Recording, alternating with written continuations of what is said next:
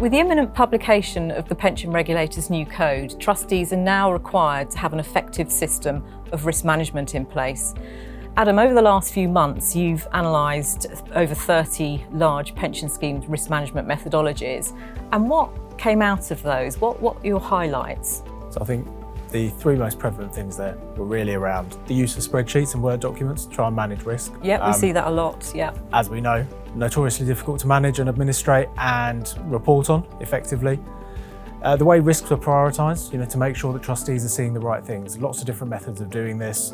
Yes, they are all subjective to a point, but actually the real bit which stuck for me was not assessing risk in its unmanaged state, so therefore not really providing trustees with even a basic view on the effectiveness of the control environment.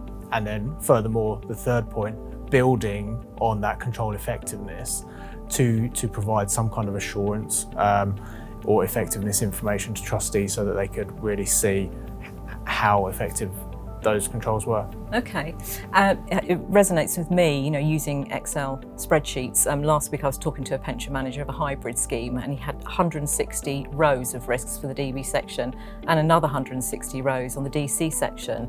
So, the trustees, how can they focus on what risks are right for them? I mean, have we got something that can help trustees? Yes, certainly we have. I think there's two aspects to this. Firstly is around making sure that those showstoppers are reported to trustees. So those real big ticket items, types of material loss, those that are really going to impact upon the scheme, typically 10 or 12 is probably the typical number for trustees from a big ticket perspective.